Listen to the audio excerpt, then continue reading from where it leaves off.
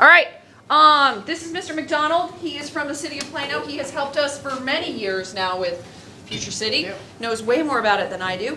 And has kindly, in the middle of his workday, like braved traffic all the way up to Frisco. I know what that's like. And you have to go back in the other direction, which is worse.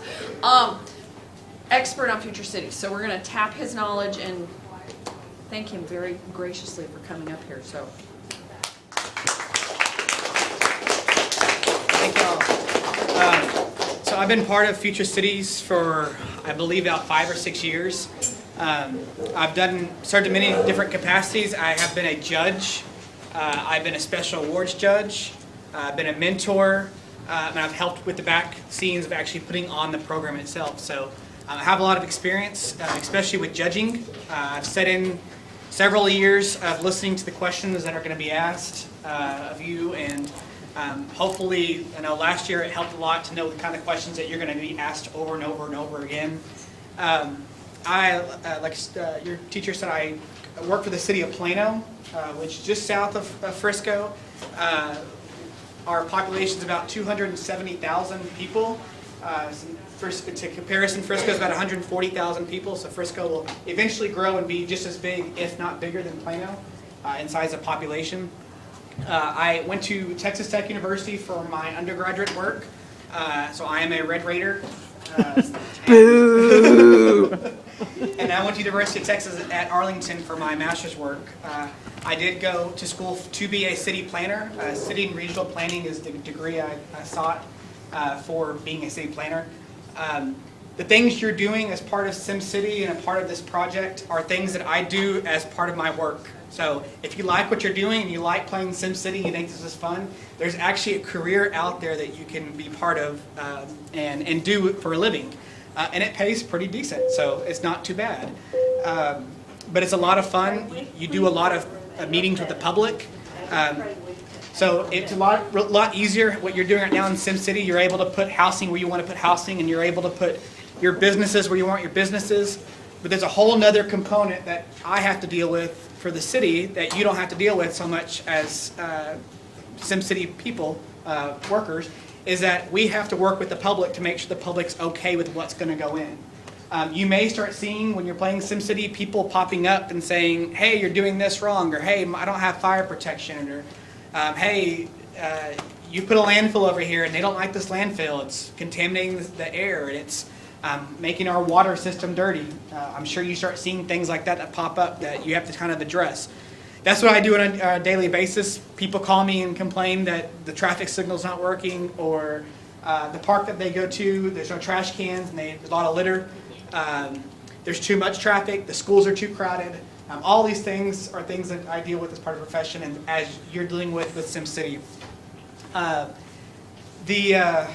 I guess the topic this year is public spaces. Public spaces, how to use public spaces. So that's actually a really fun topic.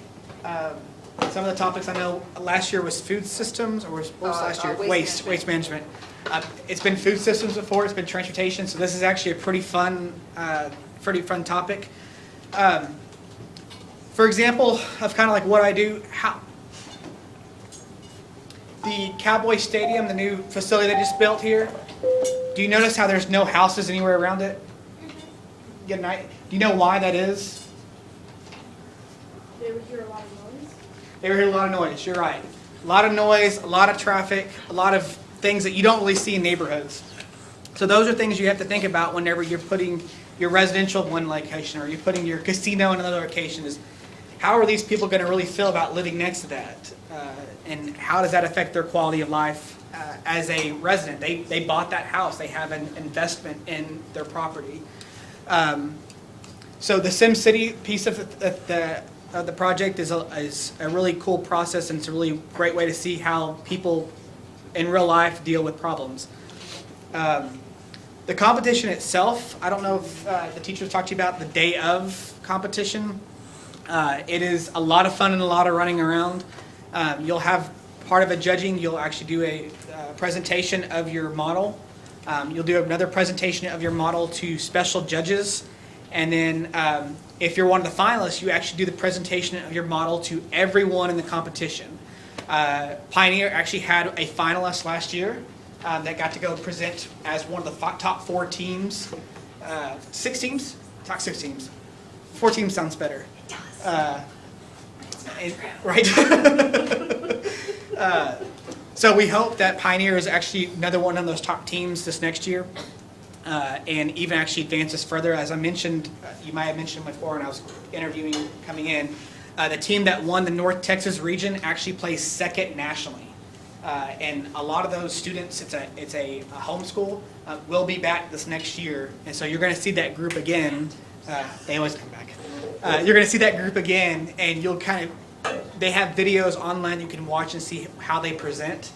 One of the things I know we did it really well last year was actually doing the model, but the part we didn't get to talk a lot about is how you actually present if you're one of the finalists. You'll see the other groups are very polished. They run through their skit. They actually have a fun theme. They may do something related to a popular song or a popular like story tell, a popular just an actual story itself. But they try to make your presentation fun and interesting, and you'll see all the finalists, they all have that same type of standard. So when you're getting to that point, it's really important if you're one of the finalists on how you actually present, and is it fun and neat, and is it catchy, and something that people want to watch. It's almost like a play. Right. Like theatrical. I mean, Yeah. it's almost like they have a script and costumes and a theme. The one that was so good was It's a Wonderful Life. I don't know if you guys are all probably too young. But like think Wizard of Oz. There was one that was Wizard of Oz, wasn't there? Yep. You know, and so they had characters, and as they're teaching about their city, they were in character and they never broke character. One was like a professor and his students, so Bill Nye and a couple students. The ones that win, the ones that go on, those are the ones. That's the caliber we're talking. Yeah. And they have videos, and I'm sure y'all probably have shown. We haven't. Okay. It's been- So they have videos online. If you want to get a chance, if you really want to win this thing, and it's really cool to be one of those final teams up there in the front, because you're going to have an entire auditorium of middle school students from all across North Texas watching you. Go and take a look at those videos, because they have them on the Future City website, and you can watch exactly how they do their presentation, what their models look like. It'll be a different topic than public spaces, but I actually think you're probably at an advantage because public spaces is such a fun topic. Yes, it is. Yeah. How many of y'all know Clyde Warren Park in Dallas? Love it. Love it. That thing has spurred so much reinvestment and so much investment into the city of Dallas that they're trying to replicate it again in South Dallas. There's also been talks about one up here between Legacy and Legacy West, just south of 121 in the city of Plano, of connecting both of those big developments and having a Clyde Warren Park. You know, you want to try to think outside the box. That Clyde Warren Park, they built a park on top of a highway. So underneath the Clyde Warren Park is a highway. You can actually go to the end of the park and look down and see there's cars coming in and out underneath the park. They had to dig that out and dig it far enough down, the actual park itself, so they could have roots, room for the roots of the trees that they're growing. But it's a really neat concept of making public spaces and making parks in areas that you wouldn't actually think would actually be a park. There's other really neat examples all across the world and across the United States. Millennium Park is one that you will often hear a lot about. That's in Chicago. There's also, you know, if you take a look at Central Park, probably one of the most famous parks in the United States. It's in New York. City Park in New Orleans. I just City Park. discovered that. 1,300 acres. So how public spaces, you know, you may not think they have such a big part of cities and the city's infrastructure, but it does. It has a huge part of quality of life and how you, how do you enjoy your day, and how do you being able to get out of, a lot of concrete and going into where there's a lot of natural environment and a lot of parks and trees and things of that nature. So it's really important. Another great thing, public spaces, is it doesn't have to be a green park. Public spaces can be just a plaza where people can come together and enjoy different events. Another great example of that is actually Sundance Square in downtown Fort Worth.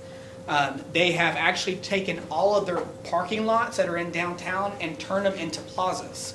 And so now they have the parkings and garages further away, and inside the city center is actually little plazas. They have umbrellas that come up during the rain. It collects the rain, and then that water is used to irrigate all the landscaping in downtown. And it also provides shades for people who are actually in the plaza during the day. They have concerts that go on. They have movie nights where they show a movie and everyone's outside.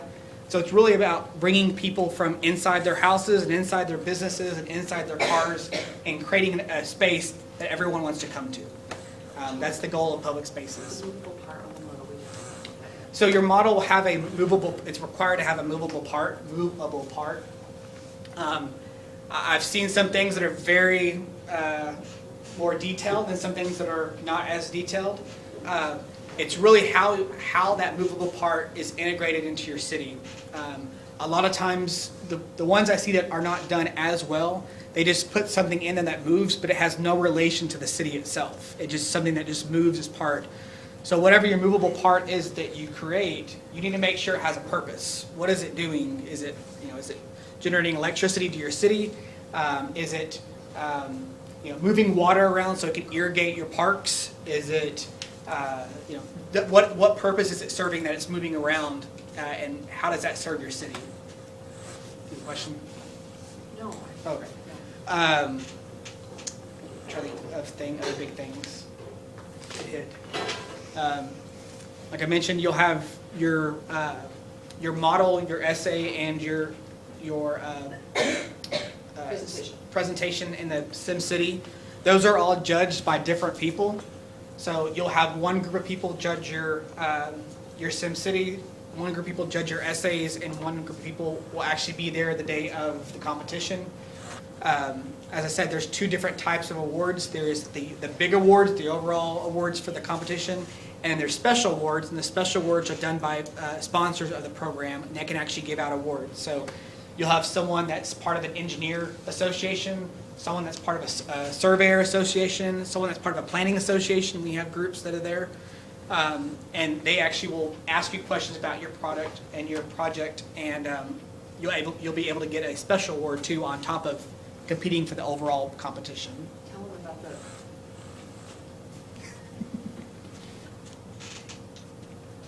When they ask a question. Okay, so when... But don't use that word. Yes, so during the competition, you're going to be asked questions, and some of the questions you may not know the answer to, and that's just going to happen. There's questions where I can help you prep, and there's questions online that they give you some examples, questions they're going to ask you. Like, for example, they're always going to ask you, what is the scale of your model? That's a question that I've heard every single time I sit in there. They always ask, what is the scale of your model? You're going to have the scale of your model on your actual project itself. It's required to be on your model itself. But you got to remember to know that question because they're going to ask it to you. There are going to be questions that you're not going to know, and there's going to be questions that are going to be so hard that you're not even know what they're talking about. I know the very first one we set in last year they were very, very tough judges, and there were questions that I would have problems answering. And I do this every single day. But so what you have to be good at is you got to find the person on your team who can really come up with something on the spur of the moment. Come up with a crazy story about why this is a certain way, or come up with a crazy story of why you did this, or why this is the right thing in part of your city. It's so much better if you could just come up with something, and I'm not saying lie, but come up with something on the spur of the moment that is a little, may not be exactly what y'all practice, but it's answering the question, than for you to say, I don't know the answer to next question. And you can make it up. You can make it up. It can be engineering of the 22nd century. Like, it doesn't have to actually exist today. It can be dreamed up. Yeah. Like that.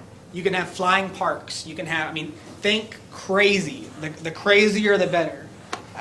You look out today and look at the roads, look at the parks, and get ideas of what people are doing, but then take it further. What's the world going to be in 100 years? Are we actually going to be driving cars anymore? Who takes our trash? Is it going to rain anymore? Is it going to snow? How is the climate going to be affecting your city in the future? Please report to the front office. So really think very, very far, futuristic. Jetsons. I don't know if y'all watched the Jetsons. I did when I was a kid. The Jetsons. Very futuristic. The further out and more creative you are, the better. You got anything else that I've missed?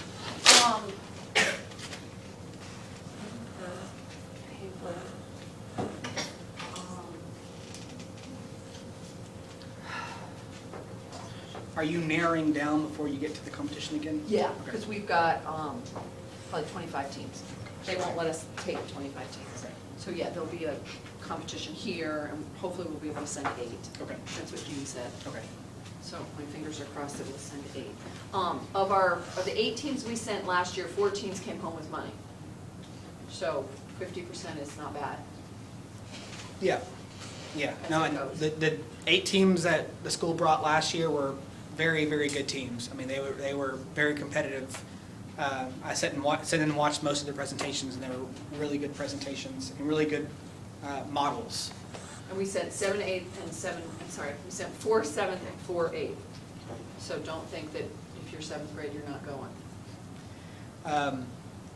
The $100, have you heard about receipts and things like that? Your models have to be recyclable materials. They have to be, you can spend up to $100 on your model itself, but you have to keep all your receipts. You really don't need to spend anything. Most people don't, because you can find anything you can is recycled. Go to the recycle bin, pull things out, build cities through Coke cans, and through water bottles, things like that, and that will help you not have to spend a lot of money on actually building your model. Does that mean that theoretically, if you could, you could just recycle the whole model? Like, does that what You you could, mean by yeah. recycle? Yeah, so I see one up here, a model up on the top. So yeah, everything in that, you could go and recycle it. Now, I don't know about painting, if you paint things and recycle them. Anyways, but yeah, it's, the idea is that you don't have to spend money to actually make your model. It's stuff that you can actually recycle. So by spending money, do you mean like we spend the money on like busy stuff and Yeah. then we drink it and then there's that kind of money? No, so I mean, you can, like, Coke cans and things like that you do drink on a daily basis, or food that you eat on a daily basis, you can just, you don't have to count that as part of your spending. A lot of times people will spend money. I've seen sometimes where the group prints out flyers and they hand them to people as they're talking to them. That printing would require you to actually count that. So I think it was actually one of the groups that won last year, the year before. They had a little like summary sheet of their city, and as the judges were walking around, they'd talk to them and they'd hand them to them as they left. And so when that judge goes back to the room, they have something in their hand. They're like, oh, I remember this group. There's something in my hand. Because they're going to see probably about 100 to 120 different teams. So it's very hard. You got to make a really good impression, and you got about 2 minutes of time with those judges. So you really got to make a good impression. I mean, like your old Legos you could use, if you Yeah. have Legos or Connects, or if you didn't go buy them for this project, you may use them. Yeah. Back to the movable part in the project, in the model, I mean, do we just need one, or is it, more? Just one movable part. Does it have to be able to move on its own, or can you like have like a turnable knob that like you can turn itself? I've seen people have turnable knobs. I've seen people, I don't know if y'all saw it too. I don't think it has to be like mechanical where you turn it on. Now the things that you do turn on, people like. They make a lot of a bigger impact, but That's they- probably where a little bit of the budget money would be allocated for, whatever you're gonna run that with, battery or a little motor or something. yeah. I mean, an easy way to think about it is think of something that you turn on that's small, that moves. I've seen a lot of the little like fans you take to Six Flags that you air off, and then someone making that into something that turns, and does something. So I've seen when it was a transportation theme, a lot of people had moving cars and moving things that went around their model. They turn it on, it was like a little conveyor belt that would just kind of move around and take people to different places because there were no cars. So it can be all sorts of things. Just think of things that move and how you want that thing to move in your city and what is it doing. And how it makes sense to a park or to a public space. Right. Like you really want your moving part to connect to the theme, which is public spaces. So is it the irrigation and moving the water? Is it lights so they can have concerts in the park at night? Whatever it is, and think park of the future, but have it connected, have that moving part connected to your public space. Yeah. So does that mean like lights like that? If it's not actually physically moving, but like if there's like lights flashing, does that count as moving? I don't know, I'd have to We'll look. have to go on, you have to go on the site, we can help you with that. That, Future City site will give you all the particulars for a given year. Good question on that, I Yeah. don't have an answer either. But yeah, think of things like, your park. Look at, a great example is the Dallas Arboretum. They had a parking issue with their park. There was too many people wanting to go visit the really cool area, and there was not enough parking. They tried to build a park next to the Arboretum, and people went crazy, because you're gonna just destroy what the Arboretum is. It's a very natural place that doesn't have a lot of people, a lot of cars, and a lot of issues. So they actually built a parking garage across the street, and then built an underground tunnel to get to the park. So if you ever go visit the Arboretum, you'll actually park at the parking garage across the street, and you'll go underneath the street to the park. So you want to think about those type of things when you're doing your park, and like your teacher said, what is it? What's the purpose of the moving part? The Sundance Square in Fort Worth is a great example. They have umbrellas that come up during the sun, it catches the water, or during a rainstorm, catches the water, it irrigates all the plants in downtown, and then when it's nice outside and not too sunny, they close up. So it's a really neat thing out, and you could actually go to downtown Fort Worth and see it open and shut. At nighttime, they all shut them, and it's kind of neat to be out there when they start shutting them, because you can see all the lights in downtown. Any other questions y'all may have? Your mentors will have to sign off on the work. They have to sign some paperwork. The main thing, and I guess we'll get to it later on down the road, is making sure you bring all the stuff you need to bring the day of if you're one of the 8 teams that move on, because that can be really hectic that last second trying to get everything you need. And it happens every year, but just something to think about. Can the moving part be something that wouldn't be to scale? Like, could it be something that isn't to scale with the model, or does it have to be the same scale? It's going to have to be the same scale. You're going to want, it's going to have to be part of your city, so you're going to want to make sure that's the right scale. Yeah, a good question. So earlier when you mentioned that you have to have a scale thing next to your model, like what do you mean by that? So when you're building your model, you're going to see that there's requirements that you have to put, and it was something that I remember some of the teams had problems with last year. You have to put an index card on your model that says like what your team name is, who your team, what school you're from. A lot of people forgot that model, and so at the last minute we're trying to write them real quick so they can put them on top of the model. One of the things on there is you have to put your scale. So you have to write what your scale is. So 1 inch equals X.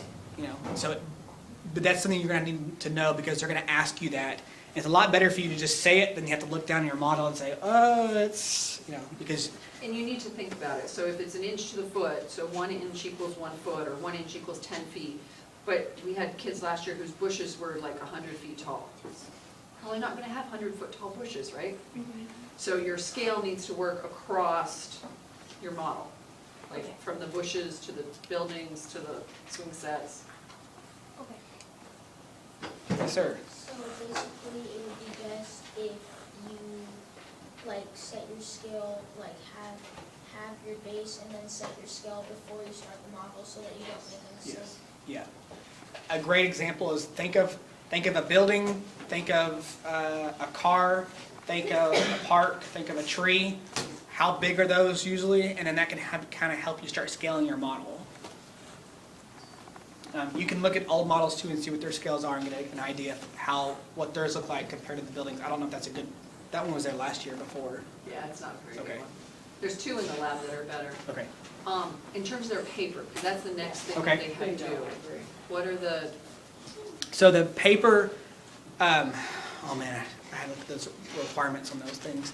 The paper, 1,500 words or less? okay. 1,500 words or less. It can, if it's more than 1,500 words, they cut it off and they stop reading at 1,500 words. I think the point is with the paper at this point, because that's where the kiddos, you are. Okay. You're not only at paper and then starting to think about this model. I know you're ready to jump in there and make that model, definitely be saving your parts. But like Mrs. Flanagan's looking at what we're calling these deliverables and the rules. She has posted those on the Future City Google Classroom, step by step for you. But if you heard in the beginning, just to reiterate, judges are going to look at 3 different parts, and you're earning points towards a total end score that allows you to place. So most of us are at the place where I know for myself, I just went in and looked at your slideshow presentations. Those grading sheets are coming back to you, most everything is right on target. Those are easy points. Paper in length, you've been doing the research, so look at the rubric, whatever they're posting in the deliverable, but the research is what's key here in what have you learned, but also it's this planning stage for your model. Very important, both sides of that. So the requirements for your city essay, you have to have 2 accounts of how the city converted different areas, a roadway or brownfield or gray field, into public space. So a brownfield and a gray field. Does anyone know what a brownfield is? It's a park that's been, that was converted, it was basically something that was an industrial place, and it's been converted. Yeah, so a brownfield is something that there's a use on it, and now that has turned the land, and the land is contaminated because there was a certain use on the property, and we call it a brownfield. Old laundry places, they would shoot actually the laundry stuff underground, have underground tanks. A lot of those sites are contaminated. Old gas stations, because of the gas tanks, a lot of that gas leaks, and so a lot of times those become contaminated sites. Those are kind of smaller brownfields that could occur. Larger ones are like big industrial sites that you see everywhere, especially up in the northeast area. A lot of those have, because of the work that they do as an operation, they contaminate the land, and you have to clean the land in order to develop it. A greenfield, do you know what a greenfield is? Is it a green area? You got it. So greenfield is something that's not developed today. It's green out there today. There's been nothing ever developed on that site. So in Frisco, there's a lot of green fields out there because there hasn't been any development. It's always been farming. Now farming sometimes can cause brownfields too, because they use pesticides and they use different things on their crops, and that seeps down into the soil and seeps down into the water system, and it can cause contamination as well. But most of the time, green fields, we refer to them as they're just not developed yet. They've never been developed, and they don't have to be redeveloped. So they're asking you to convert to those areas, a brownfield or gray field, or like a roadway, into a public space. Converting a roadway into public space, great examples like Clyde Warren Park I talked to you about in Dallas. That's a highway that went right through the middle of downtown Dallas. They built a bridge over it, put a park. Now you can never tell there's even a road there. It actually connected the 2 areas of downtown, and all that real estate got really expensive because it was so valuable to be right next to that park. The 1,500 words, spelling max, spelling errors, don't have spelling errors. I'm sure if they're the final 8, they're not gonna have spelling errors. It has to have 4 graphics, and this is something is new to me. A maximum of 4 graphics. So if you use like a photo example or like a chart, something that supports your actual text and makes it have an illustration or some kind of a comparison, you're limited. You can only have 4 of those. I know when I read the essays, I'd much rather have to have some graphics or something that my eye can go to, so I don't have to read a long essay. I can actually look at pictures and relate what they're saying in the essay. So I'd advise you to use some graphics. I think that's a good practice. You have to have 3 sources you have to cite. Use a variety of information. You can do interviews with experts. I can bring some people that work in parks that can speak to. In the city of Plano, Plano has a very large park system, a very large park and trail system that's primarily built out because the city of Plano is actually built out. We have about 6% left of vacant land, so it's at capacity.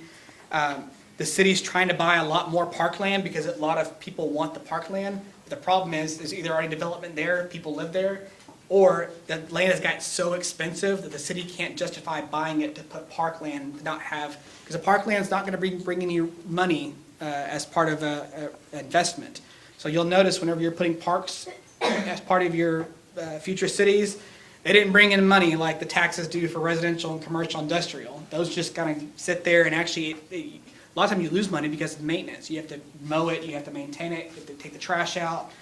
A lot of times kids go and burn playground equipment. I learned a lot about this last year because for some reason there's people like to burn things in parks. And it's a lot of money to have to replace that the cities happen to spend to do that. It happens in the Plano parks. I don't know the Frisco parks, but it's been an issue. So those are the main things, the city essay requirements. Like I said, you will have judges that will read those essays. The final 8, you'll have judges that are in the profession like me actually read the essays and grade them. You will have an essay winner. You'll have a model winner. And you'll have, I think y'all's group won the model one last year, didn't they? They won something with the essay in the SimCity. I don't think that, I don't know. One of y'all's groups won one of the big ones. Maybe it was a model. I think it was Or the SimCity. Emmett's, the one that had I think it was one with the tubing, and I think that was their moving part. I don't know if he won. It was the one with the three guys. Oh, on the stage at the end. No, it was the 3 guys, and they had the 2 dads or 3 dads that were there the day of the competition. It was a year ago. Yeah, I don't I'm stretching. Can I just ask a question on the essay, because this is my weakness, just for us starting this year. So in terms of guiding, the students at this place, we're gonna read the rubrics, what they're looking for, but is it still a matter, I think, of what they're incorporating in their models, is Yeah. what they're speaking about? Yeah, so. I know my kiddos, I was kind of emphasizing the urban space, public space, obviously, and more of the leisure, fun, what do you want to see happen for a quality of life?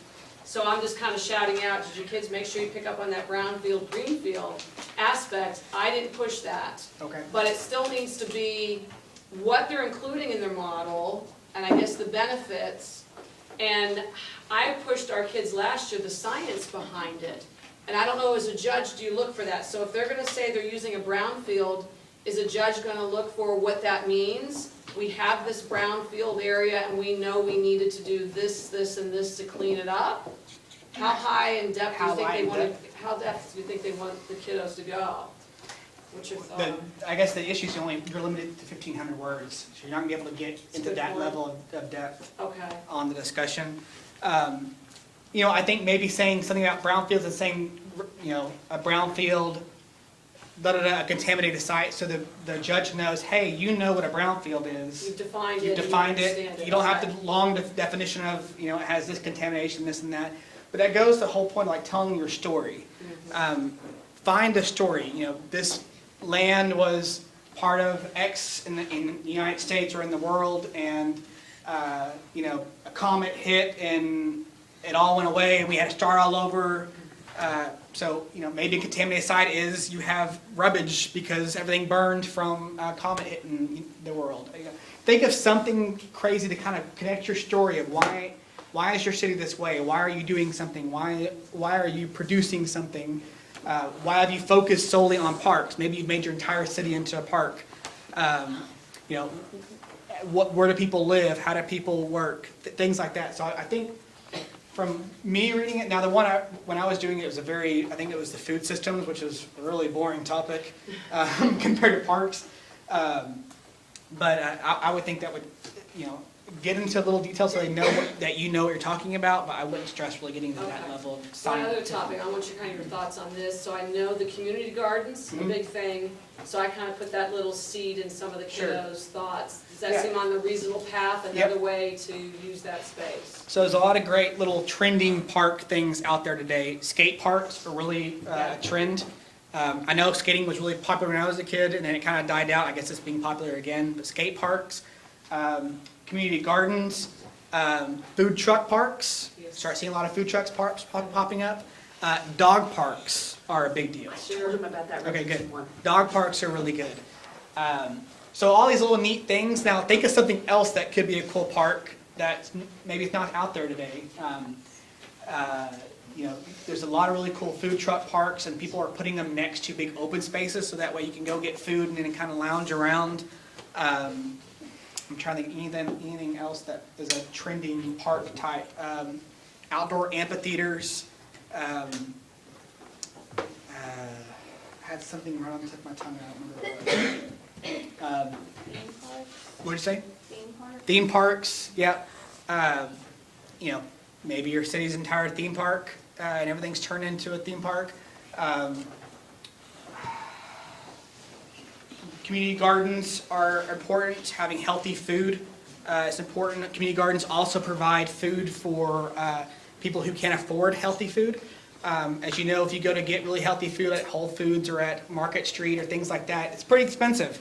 It's a lot more expensive than the junk food you buy. So a lot of people will actually grow their own food because it's, it's cheaper.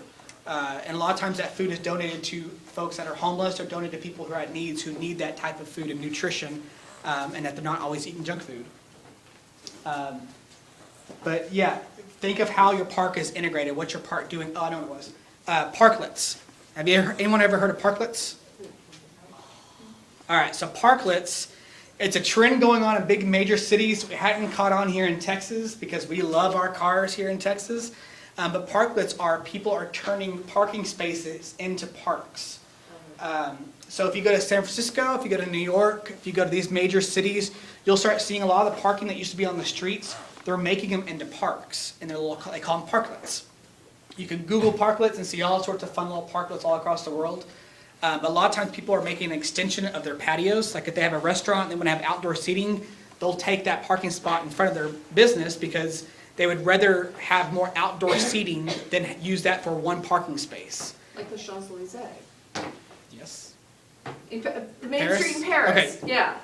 They Figured don't, Paris. sorry. The Tour de France is there.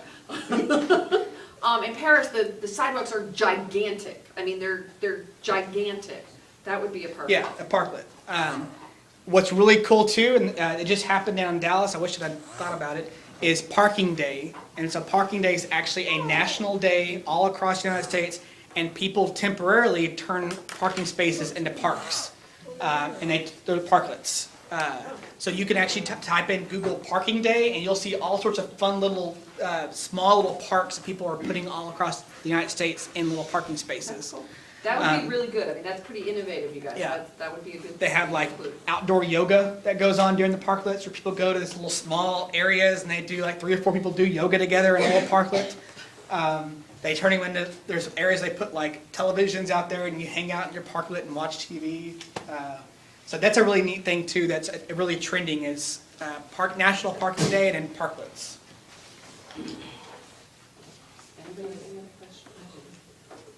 Another thought, so some of the kiddos, I've seen some of their research, and I think in China, I don't know if it's full blown, but they're taking existing highways, and they've got this elevated system on a track, it's a multi-person moving thing. Is that okay for the kind of theme this year, if they're able to say that this is saving, not having to put more cement and road space down? Yeah. Does that seem okay for the theme this year? or Yeah, no? yeah. So Deep Ellum is a great example. They actually have a park underneath the highway.